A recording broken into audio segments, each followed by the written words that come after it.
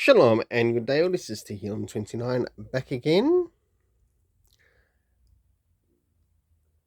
for Rainbow Press and Comics. And today I am going through manga that I have recently read through between the months of February and March. And I'll just go through the list here. And as you can see, I have quite a bit of Rurouni Kenshin. And I must admit, I did quite enjoy the story that I read here. Right, just looking at the story, not so much as to who wrote the story, because there is quite a bit of controversy around the person. But I'm not here for them, I'm here for the story. And as we go through basically the first 3-in-1 volume, we sort of like meet the key character. We jump to say Omnibus Volume 3, and we get to see a little bit more characters on the cover. And there are some characters that I do actually enjoy in the story a little bit more than the main character, but there's nothing wrong with that. I must admit, I did enjoy that, and I also enjoyed some of the villains too. And I liked the way how the villains stood out.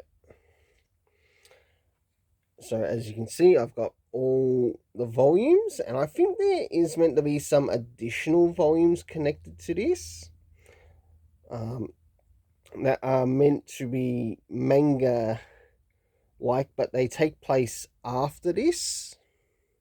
And I think it's like another, I think it's 4 or 5 volumes. I'll have to double check that. Then moving into some of the other manga that I've recently read through, we've got some Hiro Mashima, Heroes. And I've recently heard news that there's going to be like a second volume of this coming out.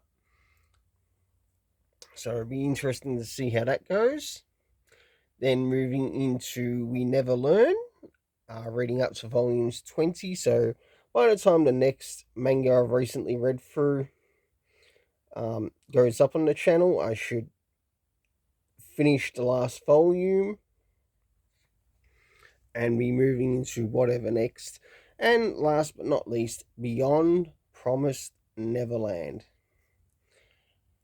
which actually has encompassing in it some short stories connected to the Promised Neverland, plus some new characters that we meet along the way. So what I might do is I'll start off there with giving my rating for both the art and the story, and moving into Beyond Promised Neverland. It's really nice to read some more Promised Neverland story that comes out from that particular world. It was nice to be introduced to some new characters, as well as seeing some references to the original characters. So for this, I'm going to give it a 7.5 out of 10. Moving into We Never Learn, I think with this I'll just cover the first two, the next two, and the last one in regards to the story. Now with these first two, we end up catching up with the main character, Yuga, and Nara Yuga, and also with the students that he's helping to get into their respective universities. And I must admit, with these last couple of ones, it's really gone into a bit more of a rom-com towards the end. Not that there's anything wrong with that, but it's interesting, like, seeing things play out, but also finding time to move forward into the future. And you do actually get to see him take place and become the teacher that he desired to be, because he was offered or made an offer at the beginning. As things draw towards the end, with these last volumes, you do actually get to see him be a teacher, something that he desired to do, and helping some students, plus also um, getting some sense of connection of a bit of a family at the end of the story, or towards the end of the story. There is also a question that I've sort of got in relation to one of the main characters that was sort of like a childhood friend that was also, or that had a bit of a love interest in him, but whether that's fulfilled in the last volume, I don't know yet. um, you do get to see him be asked and propose to some of the ones that he tutored. So overall, for these last volumes, I'll give it a 7.5 out of 10. I was sort of expecting somewhat a little bit more, but in that case, it is what it is, and I'm not going to neglect what's been given to me.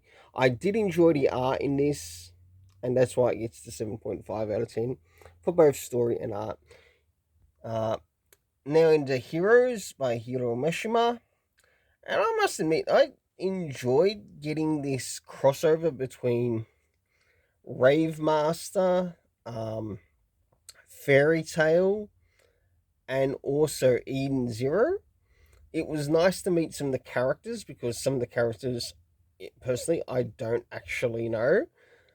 I would like to pick up Fairy Tale, but whether Kodansha decide to bring out Rave Master in a box set, I don't know. And I think it would be really good for their sales if they did bring out a box set around Rave Master, especially for new readers who actually read about the Rave characters in the Heroes Run.